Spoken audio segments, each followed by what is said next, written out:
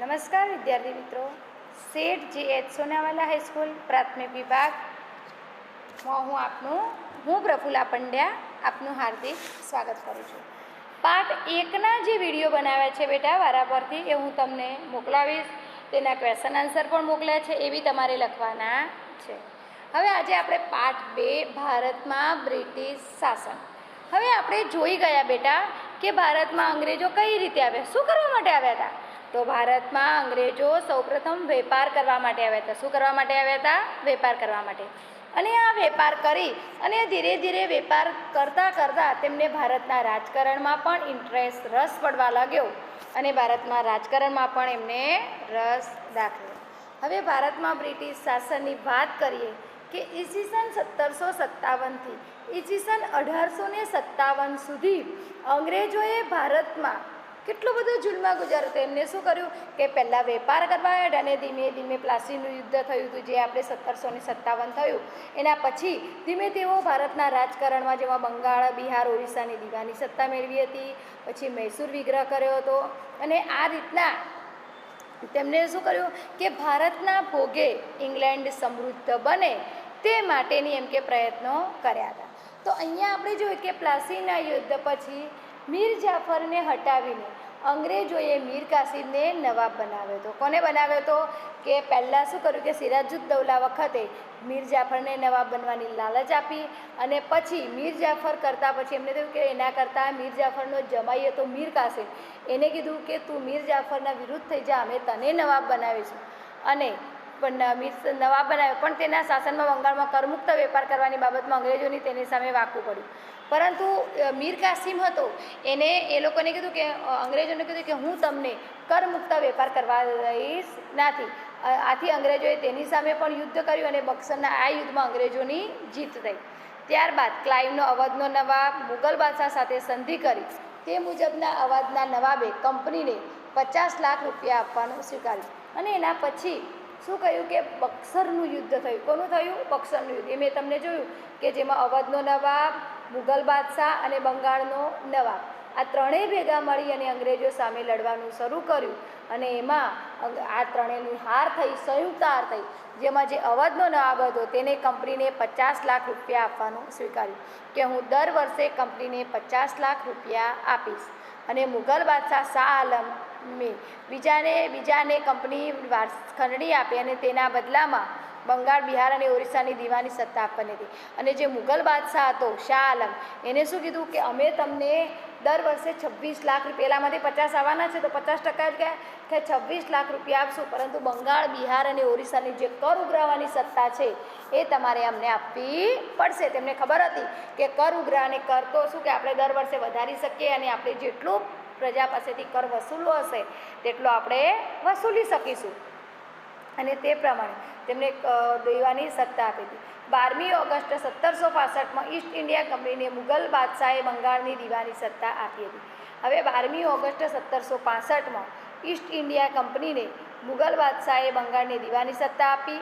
એટલે પછી મુગલ બાદશાહને પૈસા આપવાના કીધા એટલે ઈસ્ટ ઇન્ડિયા કંપનીએ તેમને દીવાની સત્તા આપી અને અંગ્રેજોમાં ભારતની રાજકીય સત્તા શરૂ થઈ હતી. કારણ કે જે આ બક્સરનું યુદ્ધ થયું અને એના પછી તેમને દીવાની સત્તા મળી અને તેમને પછી એમ કે ભારતના રાજકારણમાં વધારે ને વધારે રસ પડવા લાગ્યો હતો.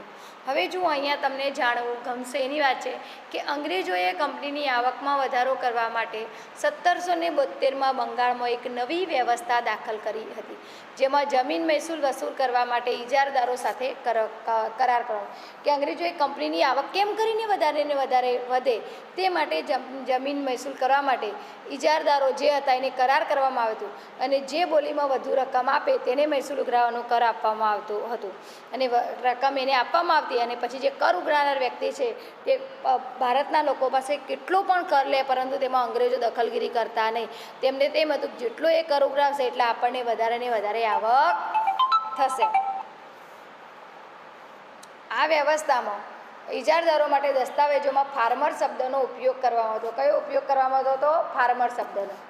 અને આમાં આથી આ વ્યવસ્થાને ફાર્મિંગ વ્યવસ્થા નામે પણ ઓળખવામાં આવે છે. આ વ્યવસ્થામાં ઇજારદારોનું એક પાત્ર ધ્યેય વધુ આવક ઊભી કરવાનું હોવાથી ખેડૂતોનું શોષણ થતું હતું. જ્યારે આ પ્રજા અસહ્ય બની ત્યારે તેમાં સુધારો લાવવા માટે ભારતમાં ગવર્નર જનરલ તરીકે કોર્નવેલિસની નિમણૂક કરવામાં આવી હતી.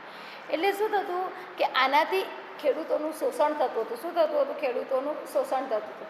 અને આ પ્રથા જ્યારે વધારે અસહ્ય બની ત્યારે તેમાં સુધારો લાવવા માટે ભારતમાં ગવર્નર જનરલ તરીકે કોર્નવેલિસની નિમણૂક કરવામાં કે એક ઇજારો ઊભો કરવામાં આવતો હતો અને એ વ્યક્તિ એમ કે કર ઊભો કરતો હતો, કર લેતો હતો. અને આ કરથી લોકો વધારે ને વધારે ભારતની પ્રજા પાસેથી કર લેતા હતા. એના લીધે ભારતની પ્રજા બંગાળ એકદમ કંગાળ બની ગયું હતું. કેવું બની ગયું હતું? બંગાળ કંગાળ બની ગયું.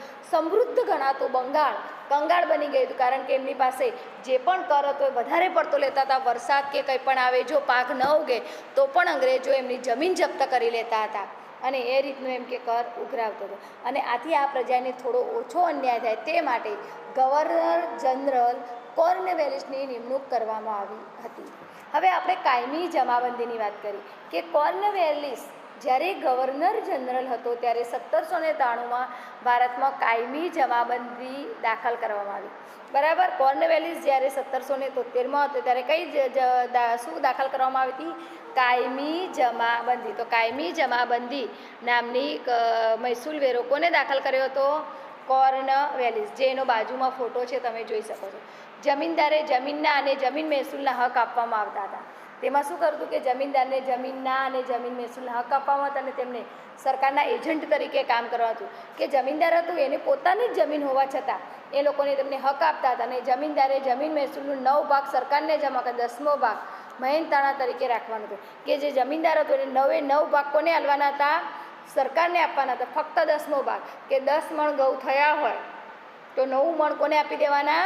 કોર્નવેલિસને આપી દેવાના હતા. મતલબ સરકારને, અંગ્રેજ સરકાર ફક્ત એક જ ભાગ. અને એમાંથી પણ એ લોકો કર ઉઘરાવતા હતા તો સરકાર પાસે, બિચારા ગરીબ ખેડૂતો પાસે ક્યાંથી બચે? અને આ પદ્ધતિ મુજબ ખેડૂતોને શોષણ થતું હતું અને તેનું નિશ્ચિત કરેલું મહેસૂલ જમીનદારોને આપવું પડતું હતું. અને જમીનદારના તેના ઉપર ખૂબ જ જુલમ કરીને મહેસૂલ વસૂલ કરતો હતો. અને જમીનદારો જે રાખ્યા હતા એ બિચારા નાના ખેડૂતો ઉપર પણ જોર જબરજસ્તી કરી અને ખૂબ જ મહેસૂલ વસૂલ કરતો હતો. અને જમીનદારે દર વર્ષે નિશ્ચિત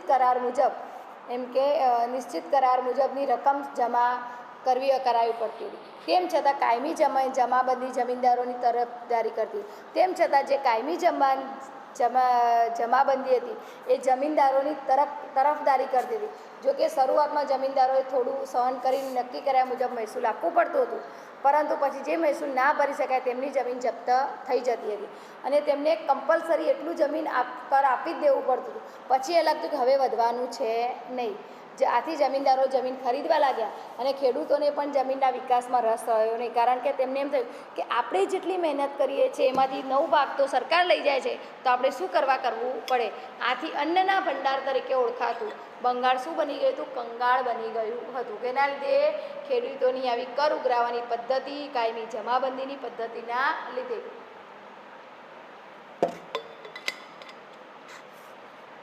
હવે એના પછીની વાત કરીએ બેટા કે રૈયતવારી પદ્ધતિ.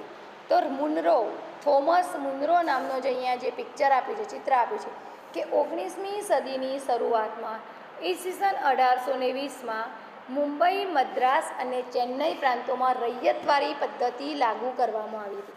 કઈ પદ્ધતિ લાગુ કરવામાં આવી હતી? રૈયતવારી. અને આમાં તેનો પ્રણેતા થોમસ મુનરો હતો. કોણ હતો? Thomas Munro. તે સમયે તેઓ મદ્રાસના ગવર્નર હતા અને આ પદ્ધતિમાં જમીન ખેડનારે જમીનનો માલિક બનવામાં આવતો હતો. આ પદ્ધતિમાં શું હતું? તે સમયે મદ્રાસના તેઓ થોમસ જે હતા, બરાબર છે, એ ક્યાંના? થોમસ મુનરો ક્યાંના હતા? આના હતા, શું કહેવાય, અને તે મદ્રાસના ગવર્નર હતા. અને આ પદ્ધતિમાં જમીન ખેડનારને જમીનનો માલિક બનાવવામાં આવતો હતો. શું કરવામાં આવતો? જમીન ખેડનારને શેનો માલિક બનાવવામાં આવતો હતો? જમીનનો માલિક બનાવવામાં આવતો હતો. અને આ પ્રથાથી જમીનની માલિકીનો હક કોઈ ફાયદો થતો હતો નહીં. અને આનાથી જમીનની માલિક મળતી હતી પરંતુ ખેડૂતે જમીનનું મહેસૂલ ચૂકવવાનું હતું. અને આ પ્રથાથી તમે જમીનદાર રહો કે ખેડૂત રહો તેનો કંઈ પણ ફેર થતો નહોતો. તેના કારણો મુજબ હતો કે જમીનનું વધારે પડતું મહેસૂલ સરકાર ઈચ્છે ત્યારે જમીનમાં મહેસૂલમાં વધારો કરતી હતી. અને કોઈપણ સ્થિતિમાં અનાજ ન પાકે તો પણ નાશ પામે તો પણ રૈયત એટલે કે જમીન મહેસૂલ તો આપવું જ પડતું હતું.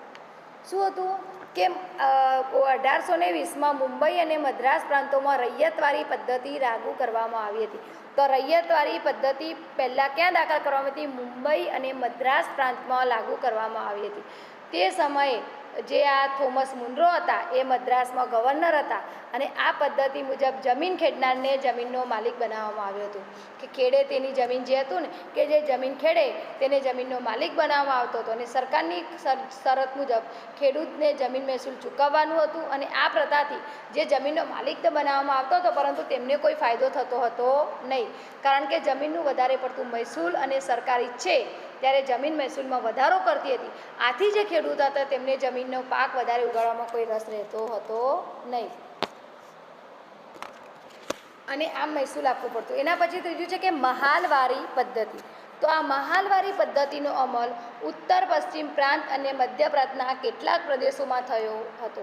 હોલ્ક મેકેન્જી નામના અંગ્રેજ અધિકારીએ બ્રિટિશી મહેસૂલ દફતરમાં ગ્રામ અને ગ્રામના સમૂહ માટે મહાલ શબ્દનો ઉપયોગ થયો હતો. ત્રીજી પદ્ધતિ કઈ હતી? મહાલવારી પદ્ધતિ. આ મહાલનું એકમ ગ્રામ અથવા ગામનો સમૂહ થતો હતો. આ પ્રથા અનુસાર મહેસૂલનું એક એકમ ખેડૂતનું ખેતર નહીં પરંતુ સમગ્ર ગ્રામ કે ગ્રામની જમીનની સમૂહનો સમાવેશ થતો હતો અને આ પદ્ધતિ ગામનું સર્વેક્ષણ કરી અને એક મહેસૂલ નક્કી કરવામાં આવતું હતું, જેમાં ખેતરોના ઉત્પાદનની આવક વગેરે ધ્યાનમાં લઈ જમીન મહેસૂલ નક્કી કરવામાં હતું અને આથી આ પદ્ધતિને મહાલવારી પદ્ધતિ તરીકે ઓળખવામાં આવતી હતી. તો મહાલવારી પદ્ધતિ એટલે શું કે પહેલાં શું કે એક ખેડૂતનું હોય કે દિવ્યાની જમીન હોય તો દિવ્યાની, કુમકુમની જમીન હોય તો કુમકુમને મહેસૂલ આપવું પડતું હતું. પરંતુ આ શું કરવામાં આવ્યું કે બધાની જ જમીન ભેગી કરી અને નક્કી કરવાનું હતું કે ભાઈ આ ગામમાં આટલી જમીન છે અને આટલી ખેતરલાયક જમીન છે તો આ બધાનું ભેગું કરી અને આટલી તમારી ટેક્સ થશે તો બધાએ ભેગા મળીને આટલો મને એમ કે કર આપવો પડશે, જેને મહાલવારી પદ્ધતિ તરીકે ઓળખવામાં આવે છે. અંગ્રેજોએ પરંપરાથી ચાલી આવતા જમીન વ્યવસ્થામાં મૂળભૂત ફેરફારો કરે પરિણામે ભારતીય ગામોની સ્થિરતા, સ્વાયત્તતા અને છાતત્ય છિન્ન ભિન્ન થાય. એટલે અંગ્રેજોએ આ બધું કર્યું એટલે એના લીધે અંગ્રેજોને રસ રહ્યો નહીં, બધાએ સાથે મળીને પણ કામ કરવાનો રસ રહ્યો નહીં અને ધીરે ધીરે લોકો એકદમ ગરીબ ખેડૂતો વધારે કંગાળને કંગાળ બનતા ગયા અને આપણું ગામડું જે સ્વાવલંબી હતું કે ભારતનું ગામડું શું કહેવામાં આવતું હતું? સ્વાવલંબી.